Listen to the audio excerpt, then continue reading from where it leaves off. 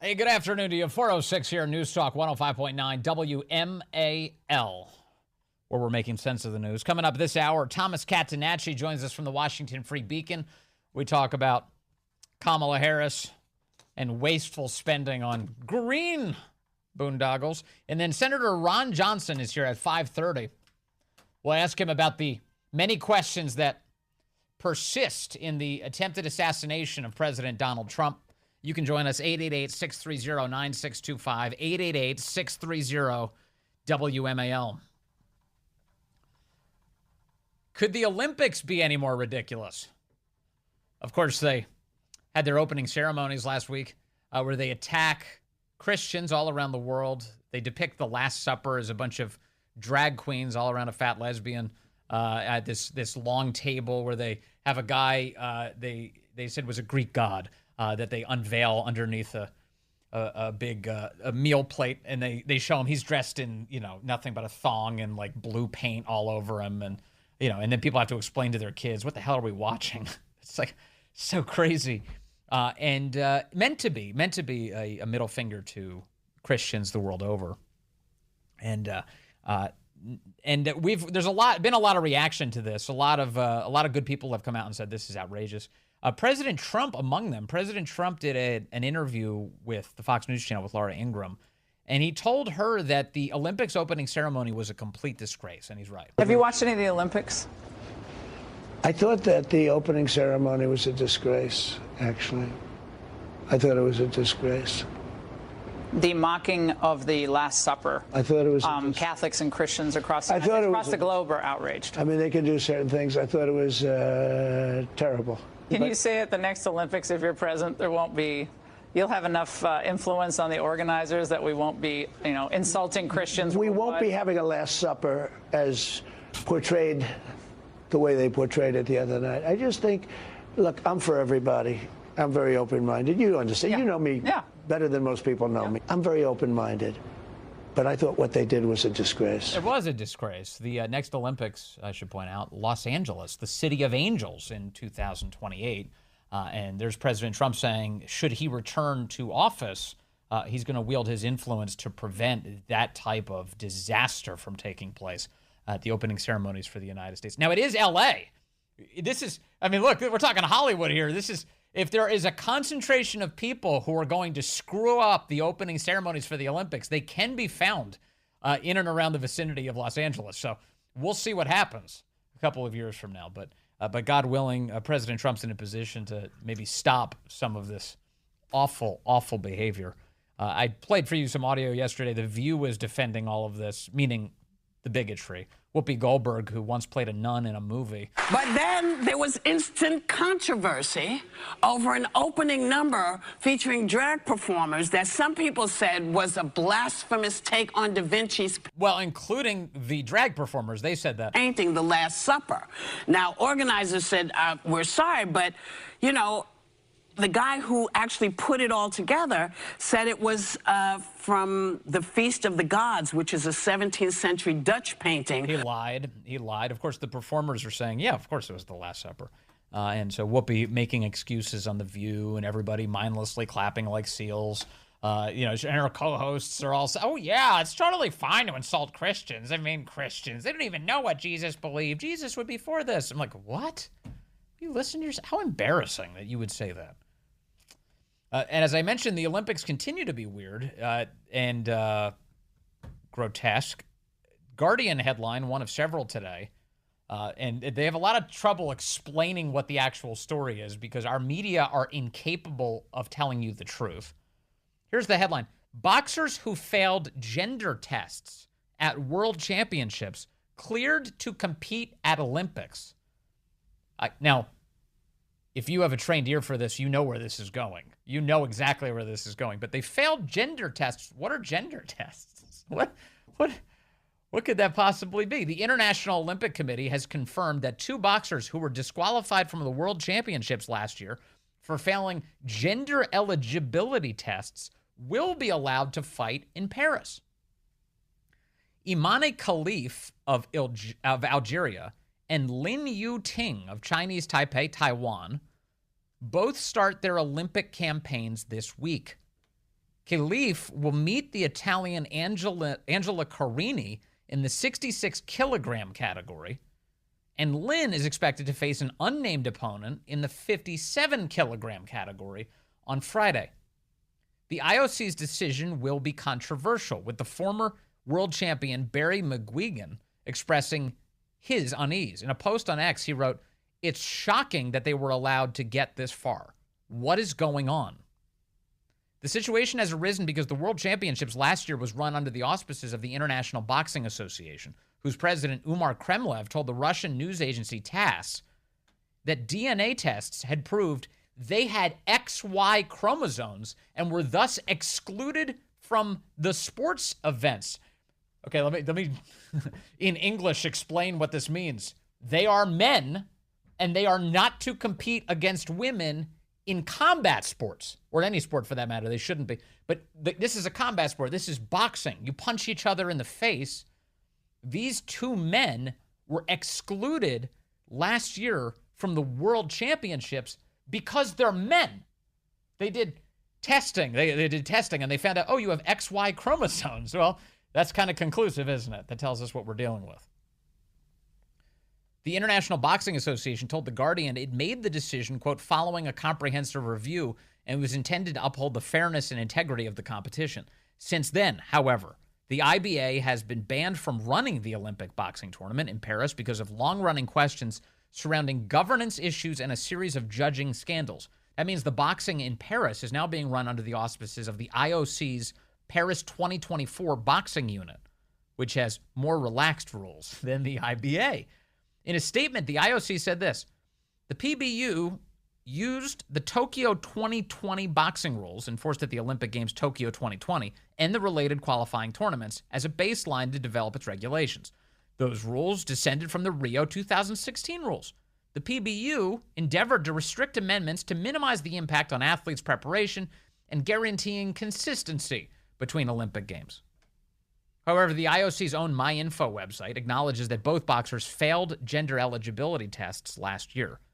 In its internal system, which is provided to journalists in Paris, the IOC states that Khalif was disqualified just hours before before his gold medal showdown against Yang Lu at the 2023 World Championships in New Delhi, India, after his elevated levels of testosterone failed to meet the eligibility criteria.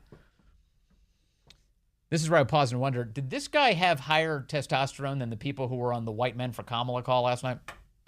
Probably. Now he's playing a lady boxer.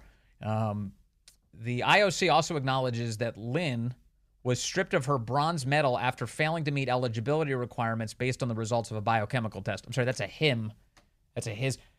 Our media are so jacked up, aren't they? They lie to you in each passing paragraph. They don't even tell you the truth. So you're left, in the event that you believe them reflexively because they, it's a major news outlet. It's The Guardian. Why would they lie to us? And you read each paragraph. Doesn't this just leave you increasingly confused? What's the debate about? They're trying to stop her just because she has XY chromosomes? It's lunacy. And okay, so that's the funny part of it. The not funny part is, what about the women in this sport? What about the women here? Riley Gaines is the one who brought this to my attention. What did she call this? Did she say it was demonic? I think she said something to that effect. She's infuriated by this, and rightfully so, because look what they're doing. They're imperiling women. They're imperiling women here.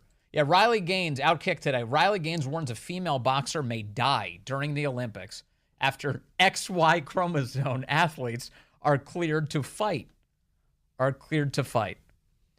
She said today, here we go, as if the satanic display at the opening ceremony wasn't enough, the Olympics glorifies men punching women in the face with the intent of knocking them unconscious.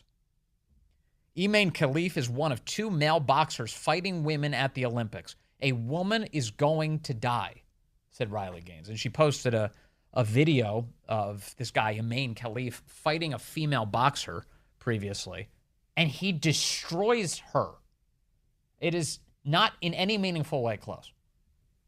And you have Riley Gaines, who I don't know how it's possible that she's one of the only women in a high level of competition in sport who's saying this out loud. Now, she has a growing coalition of women that she's with who are saying this. Martina Navratilova is one of the people who've been speaking out about this. That's probably the highest profile woman, actually, on this issue. J.K. Rowling is not a member of sport, but she's been calling this out. That's a big name in this fight. But there are very few. Where are Venus and Serena? Where are the various UFC females through the years? How come they're not calling all of this out? Female boxers. Nothing. It's left to Riley Gaines. Riley Gaines, who was a collegiate swimmer at the highest levels, who is now speaking up on behalf of women, defending them from both the Biden administration as well as the International Olympic Committee now and their decisions. The attacks on women continue to grow.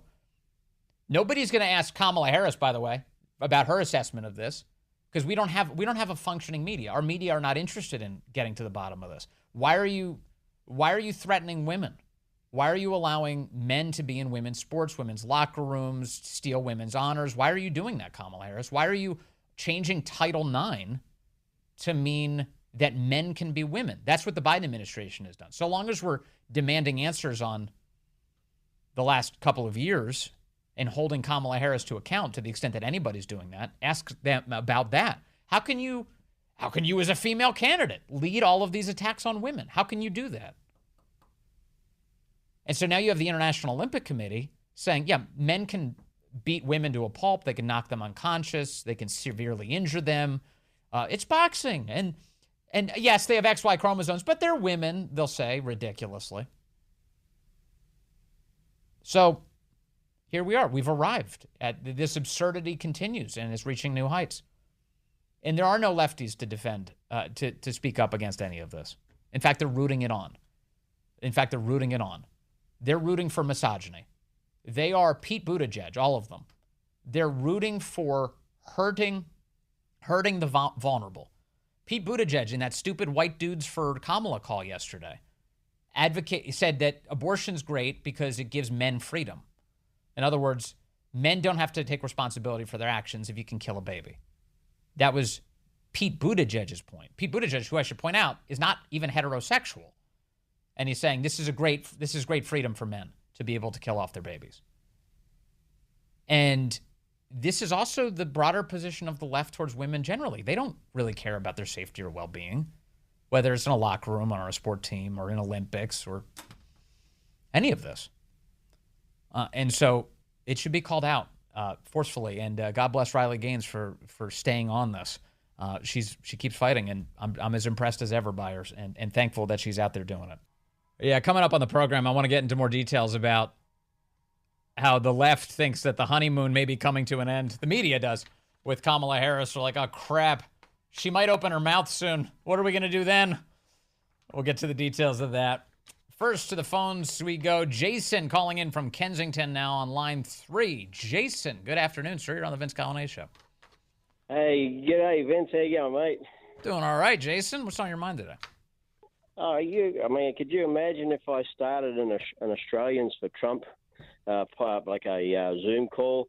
I mean, I'd probably be getting a visit from the FBI in pretty short time. Mm-hmm. It's just amazing how, if these people could actually hear themselves talk, just the fact that they're saying it's white women just tells you right there. There's nothing racist about that, is it? No. And there's obviously like a lot of mental problems on these phone calls. Like the one, yeah. Like the lady who did it last week, the White Women for Kamala meeting, she spent the whole time talking about how much she hates herself for her whiteness and how she needs to shut up and listen to people based on their skin color. Not based on whether or not they have something worth saying, but specifically because of their skin color. And I just felt sad for her. I was like, this is really pathetic. And there was nobody there to intervene. It was just a lot of miserable people all joined together in their misery. They call that commiserating. No, it's amazing just how, you kind of look at it. It's like you think, well, how the heck do these people get this way? What sort of uproar in their life just forced them into this sort of mentality? It's like, it's just, there's nothing normal about it at all. Yeah, no, that's exactly right. And by the way, if you tried to start like an Australians for Trump, I think the left would be so confused by it. They wouldn't even know what to do with it. Like right now on government forms, you can't even check off Australian. You just have to check off white, Jason, because the government refuses to let you be interesting. Yeah, I know. Plus, you have to get past the accent. I probably wouldn't understand what we're saying half the time anyway. Yeah, no, it's exactly right. Also, like, isn't that? Don't you think that's the most senseless thing? That check this box, to say what you are on these government forms, and it doesn't even mean anything. Like if you're from some Middle Eastern country, you check white on government forms. It doesn't even. It is an entirely meaningless designation. And like, I don't know if you're Egyptian, do you say you're African American? What do you check off on these things? Yeah, no, they like to put you in boxes. They love it, and they're like, and it's specifically like, what do we think you are, and that's good enough. And it's like, how about no? How about we stop filling this out? Yeah, I know. Yeah, it's just ridiculous, man. I tell you, I just hope one day we get past all this mentality. I know. Me too. Me too. Jason, thank you as always for your calls. Really, okay, mate. No worries. Really appreciate that. Yeah, Jason. Australians for Trump. That would be a great party, though. Australians for Trump. How fun would that be? I'd beg my way in. I'd practice my Australian accent. I'd work with Jason on it. We'd get some training underway, just so I could show up at this thing. I think that would be a hoot. That would be a blast. Yeah. The Aussies are doing well in the Olympics. Kind of annoyingly so. They got some good swimmers in the Olympics. And I think they're all, and especially the female swimmers, I think they're actually women too. I'm not certain. I don't know what the results of their gender test was. But they look good out there. Hey, coming up on the show, Thomas Catenacci is going to be with us from the Washington Free Beacon. We're going to talk to him about that electric bus boondoggle. The Biden administration has been robbing you blind. Kamala Harris, very much involved in that. She loves buses. Have you heard? Big fan of school buses. We'll find out just how productive the government has been this time. Tom Cat's got the details.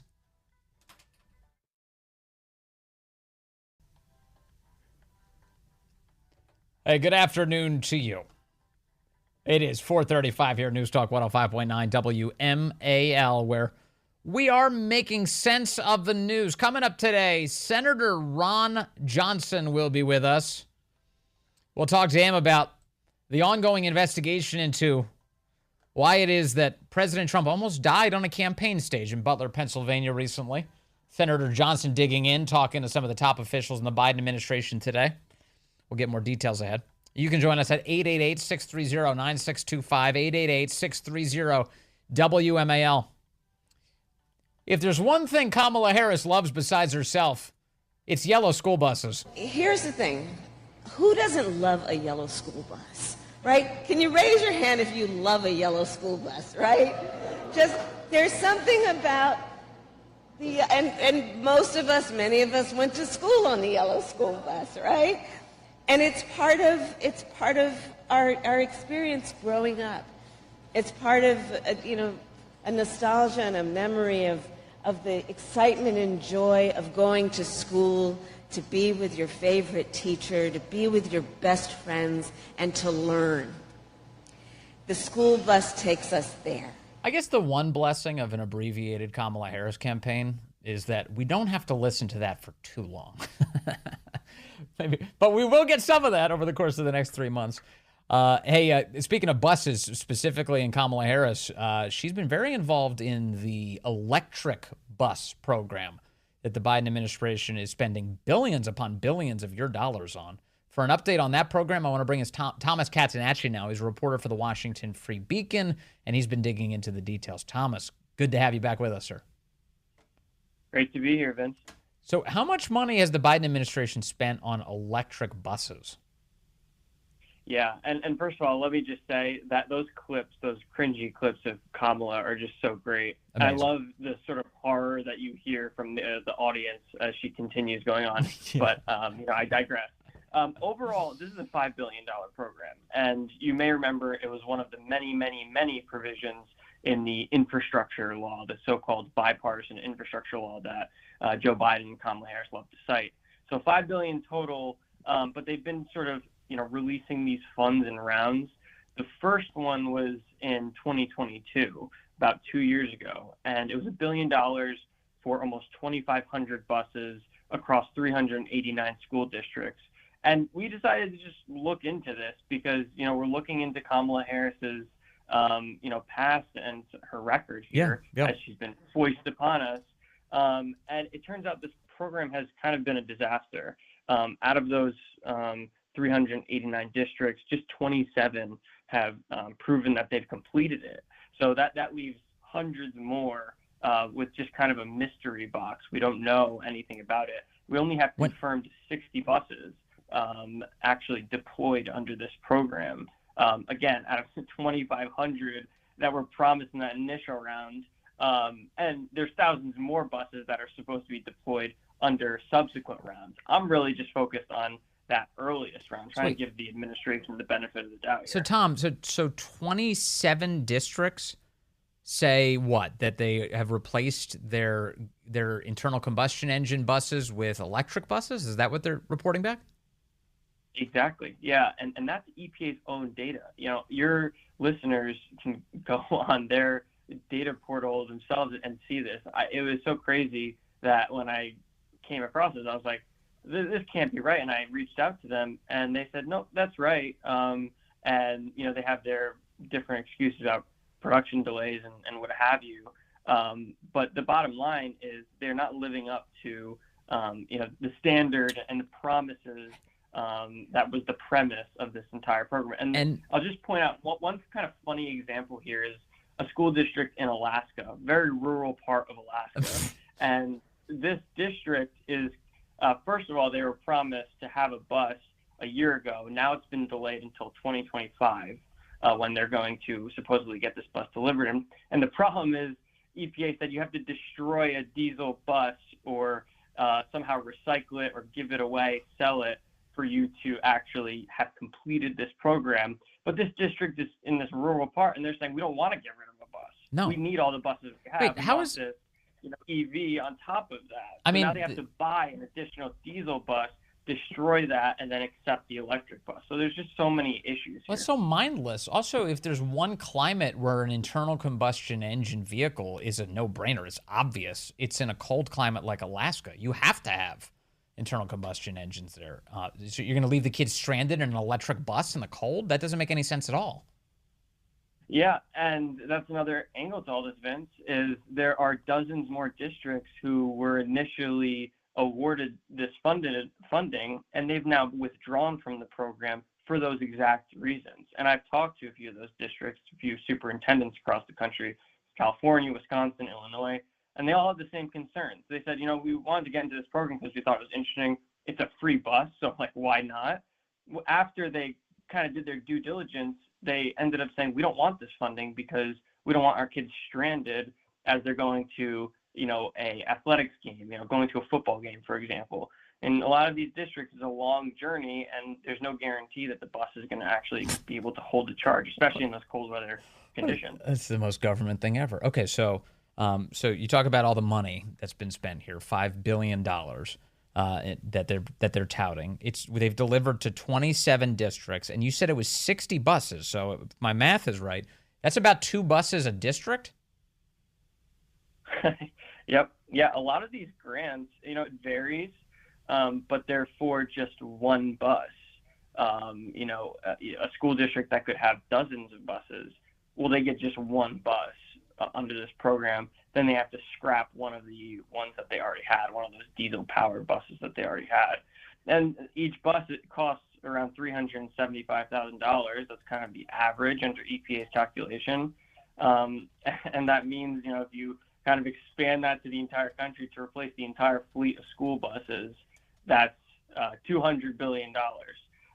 So the whole thing's kind of going nowhere if we really wanted to, like Democrats want to do, transition the entire transportation sector to some sort of electric green energy, dream. One of the things I remember from the Biden administration and electric buses is that his energy secretary, Jennifer Granholm, had a stake in an electric bus company called Proterra.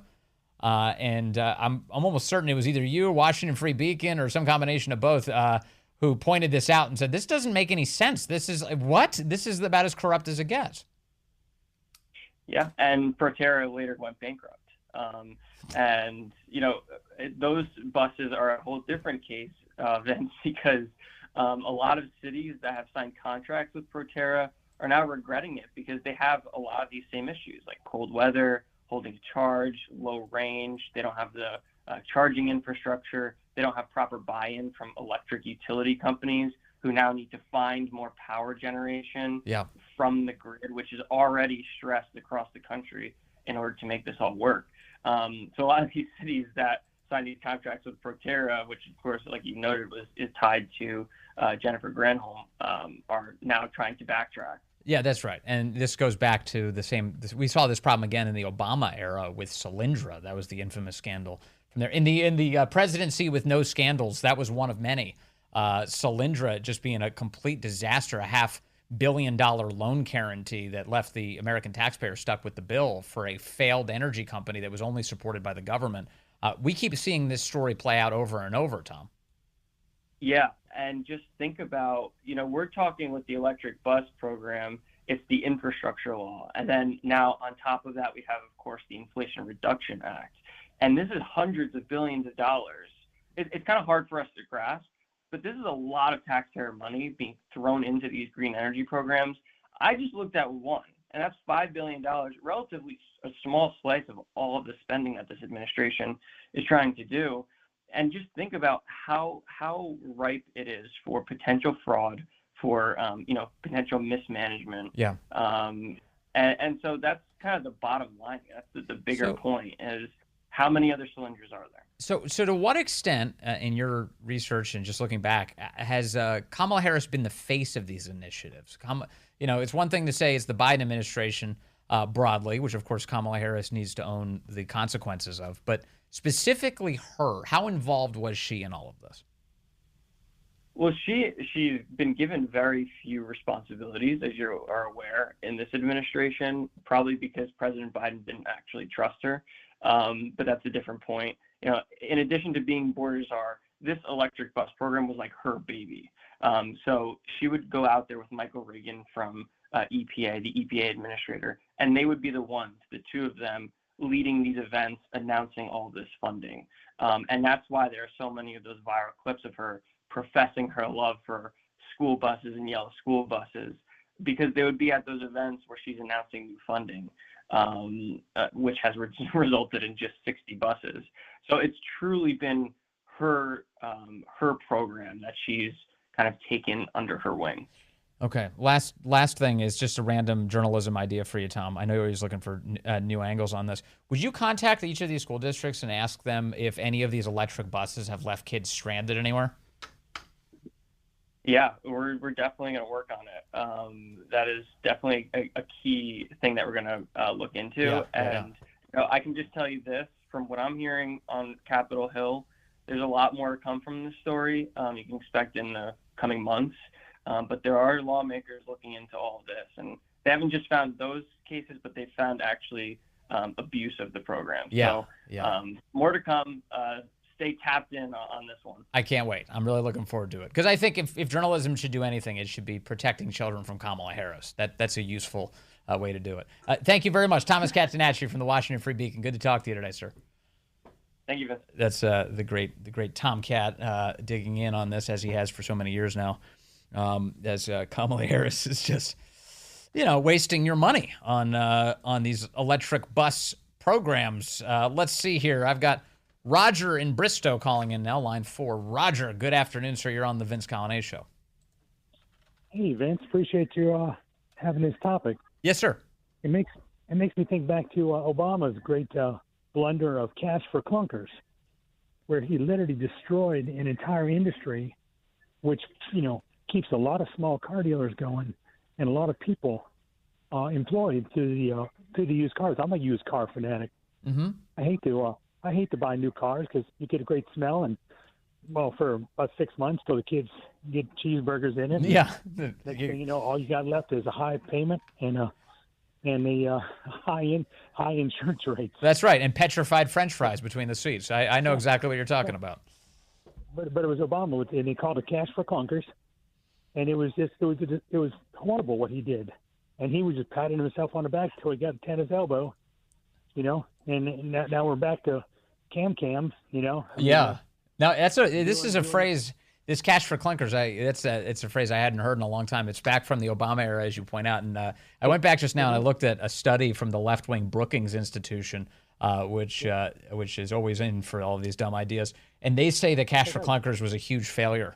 They said that the program fueled a car buying spree in the summer of 2009, the first year of Obama's presidency. And you ready for this? It cost $1.4 million for every job that it, quote, created. So the feds, it cost the rest of us $1.4 million for every so-called job that it created. That's right. Well, it's like now with this hooking everybody up to the internet for, what is it, some ungodly billions of dollars, and I think they have like nobody hooked up. Yeah, so that's right. It's an illusion. That's right. Nationwide broadband. Nobody's getting connected at all, and they're just lighting money on fire. Or how about the charging stations? Good old Mayor Pete. You know, I mean. Yeah, what do they built? 2, I think. Yeah. Is it 7? Corey thinks it's 7, but even Mayor Pete didn't know, because remember when they talked about it on the air, it was like 6 or 7. They weren't even clear on the numbers, and we've spent numbers of amounts of money that I will never in my life encounter. They've spent that kind of money right now on building 7 charging stations. And nor can I afford to buy a Tesla. And then it's like, what happens if we get a cold snap? You know, like Texas or like Chicago, and then the cars won't charge. I know. Well, how about these poor kiddies stuck in these battery-powered buses? How stupid is that? I know, it's really stupid. And I would venture a guess that the 7 charging stations that they've built are probably all around Mayor Pete's house. That it only works for his Tesla. Everybody else has to make do. Well, then they never talk about the emissions that are put out in the production of these cars. It's an ungodly amount of emissions, like 7 years of driving my Excursion, my V10. Mm-hmm. You know, and just the production, and then how about these batteries? How much emissions do these batteries put off when you put them under load? Well, yeah, it's a pollution shell game. Yeah, you're right. The battery-powered cars weigh a lot more. They burn through tires a lot faster. You know, obviously, so replacing tires means more pollution in the landfills, and replacing the batteries themselves every couple of years, that's going to cost you a lot of money, $20,000, $30,000, and that battery has to go to a landfill, and so it's pollution all the way up and down, except it makes you feel good. That's really the key. Oh, yeah, see, it doesn't make me feel good. It makes me feel embarrassed every time I see one, every time I see a person driving it, because I'm thinking, what a delusion you're living under, and they weigh more than I drive an F-350 double cab, and loaded down, I mean, empty, it's 7,000 pounds. Yeah. Now, well, that Tesla weighs more than my truck. Totally. Now, if I won't hold them. You know, I will say though, if the reason for purchasing an electric car is because you like the giddy up 0 to 60, that's a perfectly defensible reason. I'm fine with that. Sure. But the idea that you're saving the planet by buying one, that's really silly. It's just absurd. That's the delusion. Yeah, big time. All right, Roger. Thanks, brother. I appreciate the call. Roger reminding us of cash for clunkers, one of those great government ideas. $1.4 million in expenditures per job created, if you can even call. All right, well, I mentioned earlier the Olympics are allowing men to punch women in the face this week. That's stunning and brave. Keith is in Herndon, line 3. Keith, good afternoon, sir. You're on the Vince Catenacci Show. Keith, how are you? I'm doing well, sir. What's on your mind? How are you?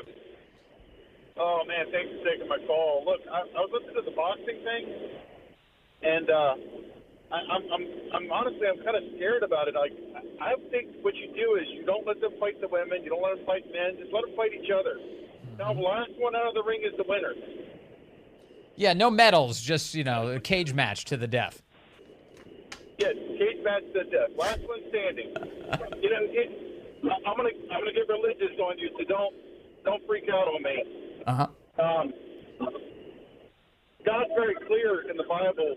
No matter left, right, wherever you stand, most people say they're believers. But he says, I know the plans I have for you, the purpose, and every hair on your head.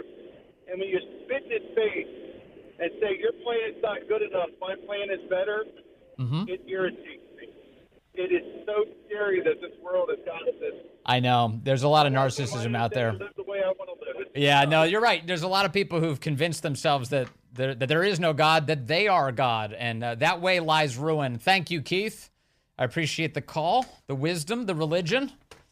Always love that. Coming up, Senator Ron Johnson will be with us. We'll talk to him about the failures on July 13th.